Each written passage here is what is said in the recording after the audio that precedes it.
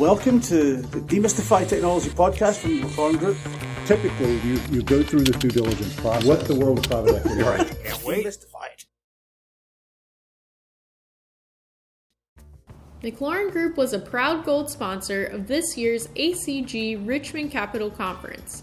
While there, we hosted a series of short conversations with experts in the private equity space to discover their outlook in areas of excitement as they look toward the coming year. It is not always about valuation in a seller's market. Trust in a right fit partner plays a key role.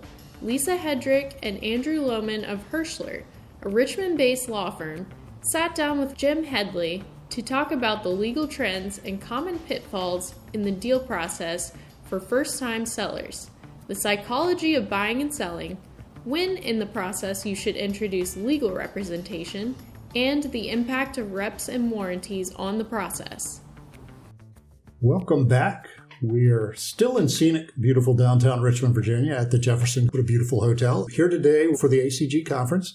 And joining me today is Andrew Lohmann and Lisa Hedrick from our dear friends Hirschler Law. Welcome. Thank you, Jim. So, tell me a little bit about Hirschler. So Hirschler is a Virginia-based mid-sized law firm with a national practice in a number of corporate areas, including mergers and acquisitions, investment management, and a variety of other subject areas. In the M&A space, we really focus in privately held companies. That's Lisa and my specialty. And that can range from representing private equity sponsors on the buy side and the sell side. Also, we've worked with a variety of founders, entrepreneurs, family-owned businesses. And so when we're representing private equity sponsors on the buy side, we think have a pretty good glimpse of maybe the psychology of a privately held seller. What are some of the sensitivities of a seller? And because an M&A deal is not just about legal terms and conditions, it's about human behavior, psychology, and trying to help give our clients an edge on the buy side, just knowing how entrepreneurs and founders often think in a life-changing transaction. Yeah, and it's interesting you talk about psychology because that's, that you're not the first one to say that, because for so many of these founders, this is it's quite a shift, and it's a fairly alien process for them. That's absolutely right. It's not always about just pure valuation. It's about fit, how they view the buyer. Are they going to take care of their employees? It's putting a buyer who puts all of those different variables into the mix, I think, has an edge in a good number of middle market transactions. No, that's an excellent point. So when do you normally get involved in a transaction? Ideally, and it doesn't always work this way, but it's often not realistic on a sell side to have clients that engage lawyers to do a lot of pre-diligence. Often attorneys get pulled into the process once there's an LOI and there's, a buyer on the hook and they're ready to expend some resources. But we constantly preach that if we can get involved at least at the LOI stage, reviewing, commenting on a letter of intent or a term sheet, that spending an hour or two trying to structure and flag significant issues will save a ton of time, expense, and aggravation in the long term. So that's our ideal situation. Sometimes we don't come in until the client has signed a letter of intent, and certainly we try to stay true to that. But if there are more efficient ways to structure a transaction that were overlooked at the letter of intent stage, we certainly try to work with the other side to come up with more efficient deal structures and make sure deal's not over till the ink dries, and there's always time to improve on the transaction structure. But we also realize that once folks sign a term sheet or a letter of intent, they want to stick to it and not be viewed as retrading. Yeah, that cat's out of the bag at that point. Right. That's interesting. So what are some of the factors that you've recently seen that differentiates, say a private equity buyer during that acquisition process? Speed and certainty of closing has been the mantra in the private equity world for a long time. It's been the mantra in the M&A world for a long time. But really, in the last 18, 24 months, we have seen it become even more at the forefront. Speed has become almost the currency of many M&A transactions. So we've seen a number of private equity sponsors really try to focus the seller on the fact that they can get a deal done quickly, that they've got financing lined up, or that they are going to draw down on a guaranteed line of credit and then do a fuller-fledged refinancing later. We've seen private equity funds try to give more thought to, are there creative ways to structure the acquisition entity to avoid the so-called Hart-Scott-Rodino filing, or not avoid, but not trigger it, which can save 2 weeks or 30 days and significant filing fees. And then what's fairly standard in the private equity world these days is the use of representations and warranties insurance coverage, which has allowed sellers to put a larger percentage of the transaction dollars in their pocket at closing, fewer dollars in an escrow account or a holdback, less risk that after the deal closes, the buyer is going to claw back any dollars based on any breaches of representations and warranties. And all of those things together, and we've seen even some cases, buyers provide a seller with a walk-away deal where they really have no liability for post-closing indemnification except for breaches of covenants. Right. And some strategic buyers are using rep and warranty insurance, but it's really a focus point of the private equity world to show sellers that they can get a deal done quickly, efficiently, have management still be able to keep their eye on the ball, not let performance suffer, and have everybody get to a closing quickly and smoothly.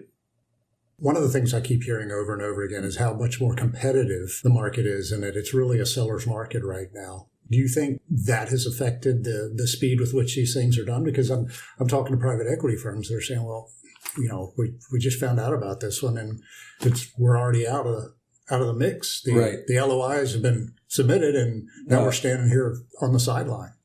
Absolutely. Going back, even 3, 5, 10 years, you would often see, at the least 30 days of exclusivity.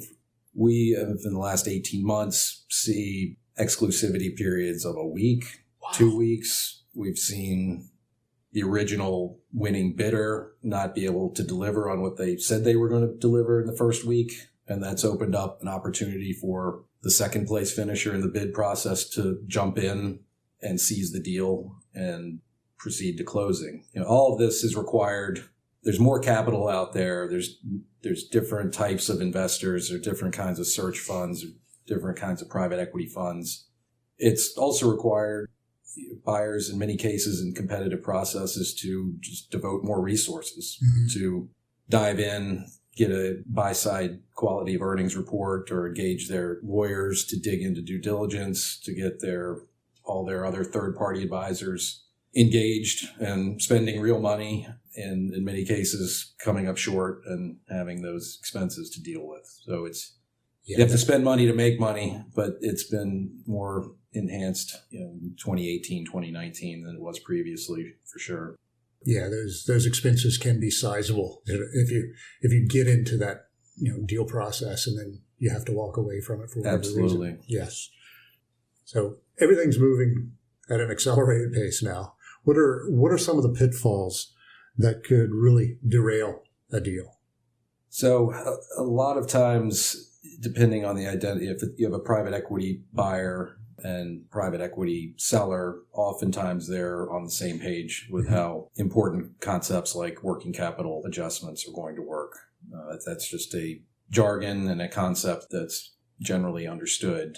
A lot of times with a private equity buyer and a entrepreneurial seller, a family business seller, the seller just doesn't look at working capital quite the same way.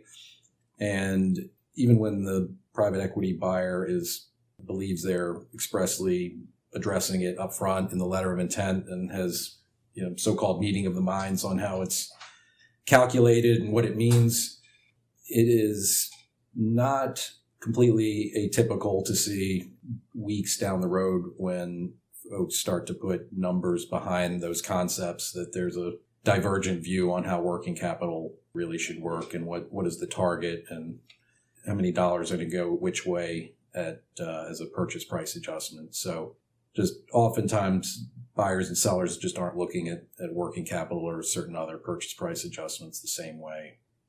Another more sort of macro reason deals can get off track is just, again, going back to a common theme here, time. Time affects, time kills deals. And if everyone is not aligned on deadlines and milestones and things slip, oftentimes the management who's juggling running the day-to-day business at the same time they're running a deal process can take their eye off the ball. And once, monthly performance starts to slip, then everything sort of snowballs from there. We often, in terms of getting a deal off track, certain legal issues, some common due diligence pitfalls we run into are frequently in the realm of sales and use tax. It seems like almost every other deal we're working on, the target company hasn't properly analyzed their sales tax liability over the years. Ooh. And tax advisors jump on that. The legal advisors jump on that.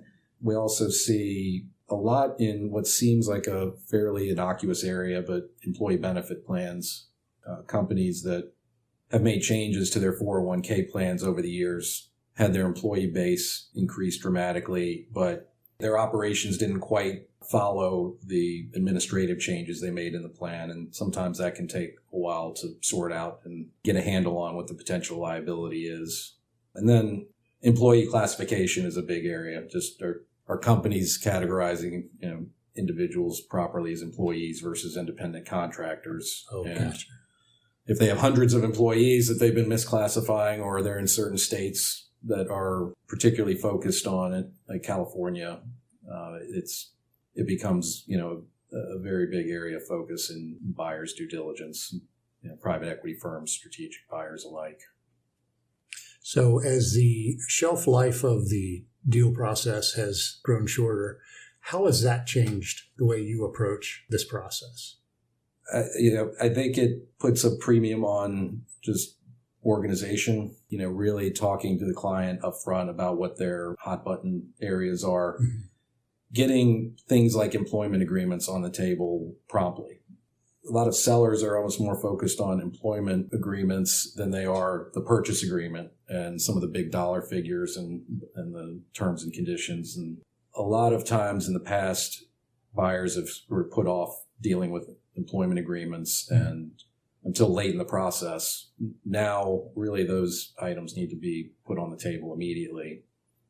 Also, if there is going to be representations and warranties insurance, you need to build in lead time because the carrier needs to receive all the third-party diligence reports, days in advance in time to have an underwriting call. And it just builds in another milestone. Advisors can't be delivering their due diligence reports a day before closing. Everything is moved up. So as the window shrank, your workload didn't get any less? There's still the same amount that doesn't seem fair. of work, and there's still 24 hours in a day last time I checked. So things move quick, and it does hopefully force people to also focus on more material issues and not get bogged down in a lot of ancillary, but can't always avoid that. Right. Sometimes the hot button issue on a deal is a $500 a month car allowance, not a $5 million escrow account. Right. Yeah. That would be disappointing to get to that point. And sure. That'd be the major stumbling block. So in representing founders in a sale to private equity buyers, what are some of the primary sensitivities? What are the big sensitivities of these sellers? Well, certainly valuation, but right behind that, and sometimes over the course of a deal, even superseding it, is our employment issues. Is the private equity buyer going to take care of the employees? Are they going to offer them the same benefit plans? Are they going to have the same bonus structures? Are the founders going to get employment agreements and stay on for a couple of years? And so, as mentioned earlier, sometimes the negotiation of the benefit plans, the employment agreements, and the like become focal point. And in most private equity deals, you're also looking at some kind of rolled equity for the sellers, anywhere from 10 to say 30, 35%. And so that is another, the terms around what the founders or the sellers' equity in the buyer going forward are going to be. Will they, if they don't like how things are going 2 years into it, are the sellers going to be able to, force a sale, put their shares back to the buyer? In many cases, the answer to that is no. But just the terms around the shareholders agreement that the sellers are going to be entering into with the buyer at closing become, a serious set of negotiations as both parties look to, the proverbial second bite of the apple, and the company may be sold 3 to 7 years down the road. And I've been on the other side of that with a firm where the founder was selling it and did not choose based on price, but chose based on fit and what that meant, because there's so much passion in that organization and the that sense of family for all of those people that helped make that organization a success, and that can be a real stumbling block, I know. Yeah, these businesses are they're the baby of the founders. It's not always, even in a seller's market like it's been the last couple of years, just simply because valuations are elevated has not meant that sellers are motivated to sell. It's a lifetime event. And so in many cases, again, valuation is certainly a factor, an important factor, but the trust that they place in who's going to be taking the reins and taking it to the next level in some cases has put some buyers above others who've actually bid a higher price. Right. So Lisa, yes. We've really been pounding on Andrew here. It's your turn. Okay. And the question I've been longing to ask, what are some of the market trends with respect to legal terms and conditions of a purchase? What are you seeing how has that evolved? So as Andrew mentioned, we're in a very seller-friendly market currently. And the impact of reps and warranties insurance on trends has been significant as well. What we're seeing is when deals have rep and warranty insurance, a lot of the deal terms are standardized now. We're not fighting about basket size or even cap size now because it's all tied to the retention amount under the rep and warranty policy in many cases. So that helps to sort of standardize items. And sellers are able to get lower escrows if there is an escrow. I mean, a lot of times there may not even be an escrow, or if there is an escrow for the retention, that's their only liability. As Andrew mentioned, we've done some walkaway deals over the past 18 months where we're like a public company deal where the sellers have no liability after the deal closes and the buyers rely only on that insurance policy. So the insurance policy is certainly having an impact, but also it's a seller-friendly market. So I'm a issue group leader for the American Bar Association's market trend survey on private target company acquisitions. And thank God you didn't ask me to introduce you. Yes. And we're actually about to come out with our biannual study this year. It came out last in 2017. And already we're just seeing, we try to separate out the deals that have rep and warranty insurance, but we're seeing much more friendly terms. We're not talking about 10% escrows. We're talking about 5 or 7% escrows if you don't have rep and warranty insurance. So definitely much more seller friendly, and it's a good time to be a seller if you can find a buyer. So It really is. It really is. So how often do you see a deal die on the table, and why? Honestly, not often. Although last week I did have a deal die. It hadn't happened in a while. You're not over that yet. No, well, it wasn't a private equity deal. It was a strategic deal, but it came down to valuation. Mm-hmm. There was a misunderstanding by the seller about what he was being paid when you did the formula sort of to calculate the purchase price. And the seller said, well, that's not enough. And the buyer said, well, we're not going to pay you what you think because that's too much. And, that kind of broke up the deal. You sometimes see deals die because of timing. Andrew mentioned we actually had a client who's a beneficiary of this where an initial bidder was too slow to get some of their diligence done. And the seller said, fine, we're done messing with you. We're going to go to the second in line. And that happened to be our client. So we ended up getting that deal. And, so time can kill a deal. That didn't die for us. That died for the other bidder. Right. But yeah, I mean, right now it's not happening as often, but it does happen certainly. Do you think that's the change in the warranties or is it just, do you think people are better educated as to the process? That the reasons these deals aren't dying with this great frequency? Yeah, I mean, I think some of it is because there's a lot of competition out there. And so if you can even be successful in a bid and you can be the selected bidder, you're going to do everything you can to close it unless you find something that's truly wrong. And reps and warranties insurance certainly helps that process because folks are somewhat standardizing their diligence. Mm-hmm.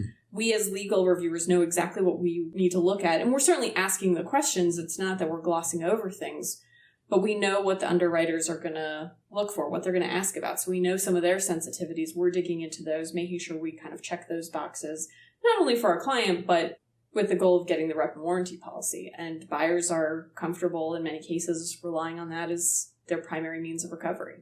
So I think that's helping deals continue in a not as friendly economy. Is that the same case? I don't know. Right. If 5 years from now we find out the rep and warranty insurance policies aren't paying out on claims, that could change too. Mm. There's just not a whole lot of data to know how successful relying on rep and warranty policy is going to be, but certainly a lot of people are, and it definitely is facilitating things. What is the one piece of advice that you would give to a founder who's looking to step into this? So I think I actually was asked this question earlier today. It ties on what Andrew was saying about when we get involved in the process. The earlier you can get legal counsel involved, the better. Certainly there's letters of intent that are non-binding, but when I'm negotiating a deal, I always get the letter of intent thrown back in my face if we veer from it, right? The seller's counsel or buyer's counsel on the other side is always saying, well, the letter of intent says this. Not to mention the 12 other things it doesn't say or the things that have changed, mutually, but they stick to the letter of intent. So I think a founder who's never been through this process before, making sure they have good counsel about how much specificity to include in the letter of intent, what items to address or not address, I think can be really helpful to understanding how the process is going to run and what terms are really important to that founder and hopefully help to a speedy closing. Lisa, thank you so much for visiting us today. And I know I learned a lot in this process, and I know our listeners have as well. So appreciate your time. Thank you. Happy to be here. And Andrew, thank you so much. I know you guys are busy. You have a lot of meetings today, and I'm just very thankful that you both could take time out of your day to come talk to us and talk to our listeners. Thank you, Jim. It's been our pleasure.